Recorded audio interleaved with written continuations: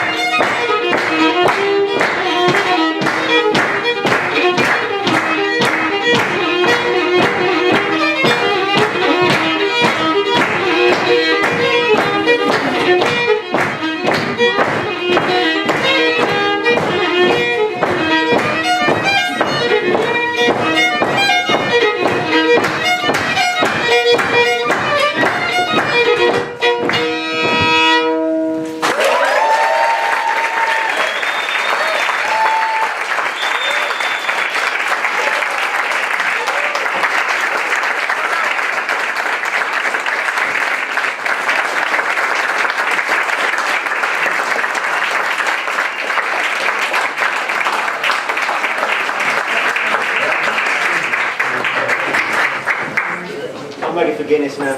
Yeah. That was cold. Before I introduce the next act, I just want to say one thing. The cafe have actually agreed to keep the bar open tonight until 11 o'clock. They're not going open until 9:30, so another round of applause for the bar. Come on.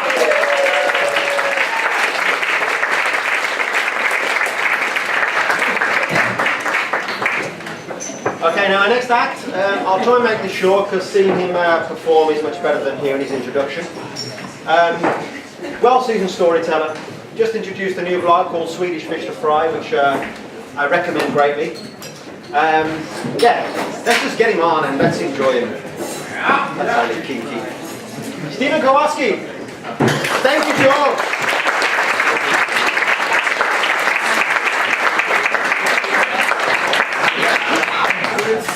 Thought maybe you would do like the Morrissey, English Heart, Irish Blood, something, you know? All right, we're huge Delamitri fans. We realize this, so have that common bond. We haven't chosen our honeymoon spot, but we will let you know. This story is called Swedish Fiscal Three-Way. 6 months after our arrival in Sweden, my wife and I decided to apply for a home loan.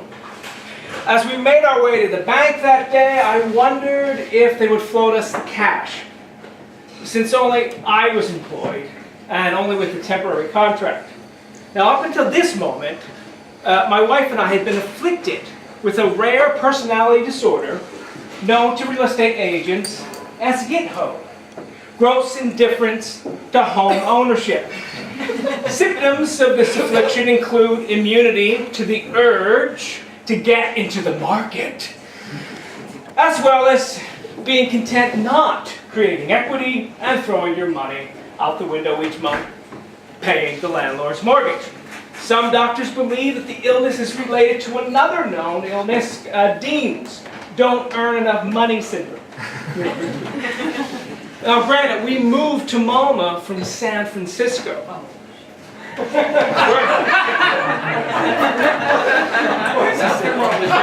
Well, you know why you moved from San Francisco to Malmö? Do you? Just tell me, please. You can figure that out. Email me. You got handgun laws, so it keeps me alive. Anyway. But in San Francisco, it's $500,000 to $750,000 for a home, which made owning in the city out of the question. The classic song says, if you're going to San Francisco, wear flowers in your hair. I recommend that you bring a big bag of money and a legal or semi-legal, tangible money-earning skill set. Now, my wife did well in San Francisco with a high-end job in the high-end furniture and interior design industry. Then, against her better judgment, she mounted herself to me, the low-end part-time substitute teacher, part-time waiter, full-time fringe theater performing sideshow freak. Yet, in a cosmic twist of fate, at this juncture, I am working full-time, and she is unemployed. 3 weeks after our arrival in Sweden, I found a job. This feat stunned the unemployment office. I kid you not. They wanted to feature my success with my photograph in their office. Me, immigrant success story of the week. Go figure. So our first mortgage-seeking experience starts awkwardly when the bank informs us that one does not simply drop in on a loan officer. Rather, one must arrange a meeting in advance. Of course, the meeting has to be scheduled by phone. This was our first meeting with the loan officer, but not our first introduction to Swedish order, Svensk ordning. So we exit the bank, call from our mobile phones, make an appointment, and then re-enter the bank.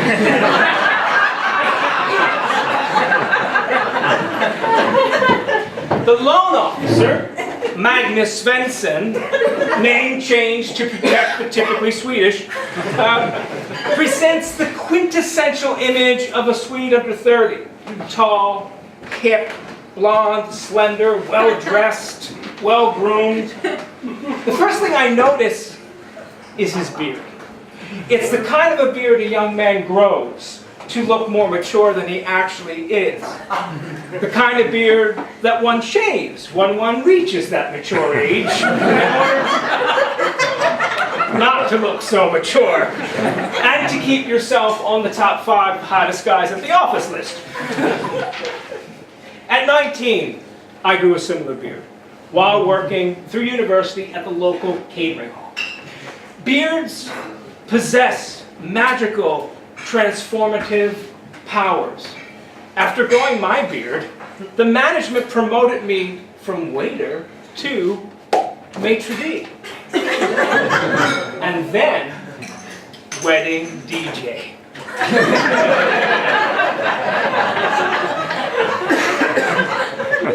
Wedding DJ. During the Reagan 80s, things happened. So we begin our meeting with our standard opener. Can we take this into English? He agrees to the English, with one caveat.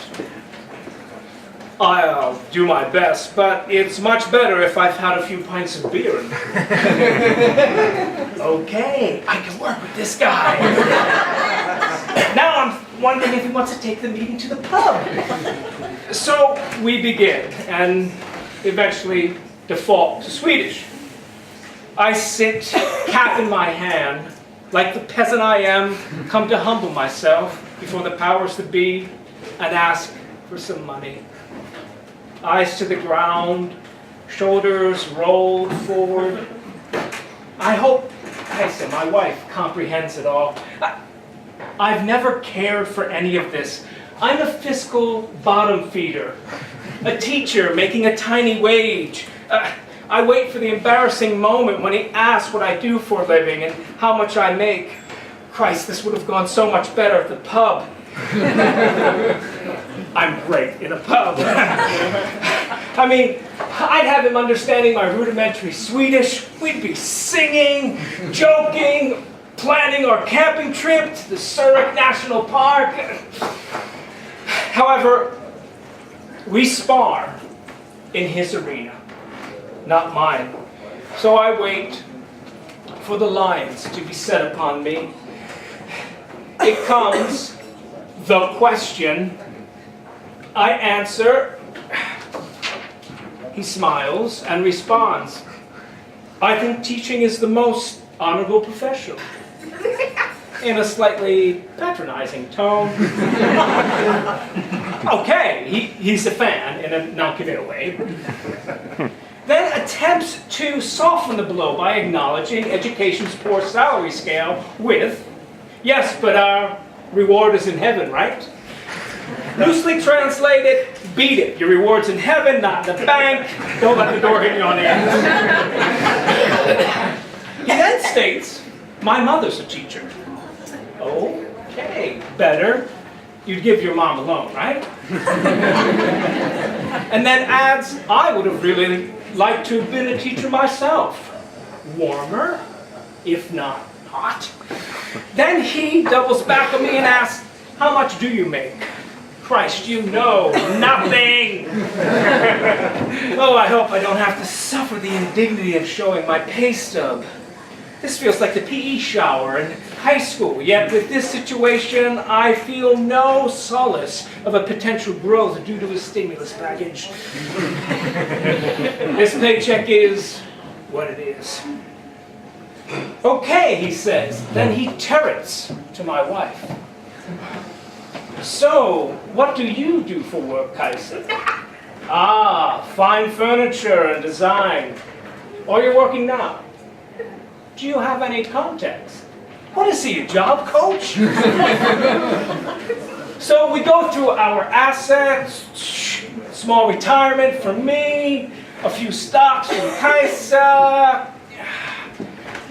We give him the figure we think we might be able to scrape together for a down payment. He taps away. Imagine maybe he's got a classic Macintosh keyboard attached to his PC because he's hip. But okay, so he then asks how much we want. We mutter the amount. He taps away, then turns. and strokes his beard, saying, "I want to say, I do want to begin a relationship with you both." He had me at fear. I try to imagine us in a relationship together. Would he babysit our daughter? Or at least pick her up from school? Does he cook? Does he have any good DVDs? Does he own a vacation home somewhere? But seriously, a relationship with us? I'm really not into polyamorous relationships or threesomes. As Rodney Dangerfield once said, the problem with group sex is I never know who to thank afterwards. And a threesome with a guy always seemed like a coward's way of getting close to a naked erect penis. If I wanted to be in a room with a guy with a hard-on, I would have cut out the middleman, middle woman, years ago. Of course, we all have our male crushes. Don't get me wrong. If Vince Vaughn asked me to be in a relationship, I'd do it. But a group relationship for financial gain? Guys gotta have some standards. But this is Sweden, so I try to be open-minded. He then continues, if Kajsa were to find employment, then I would really be interested. But right now, I'm just not ready. Oh, I've been here before. If your wife had a job, I'd be in the line. But wait, you're telling me in Sweden, on a teacher's salary, I could swing a mortgage? Okay. Maybe he will babysit our daughter. I think this is going to be the beginning of a beautiful relationship.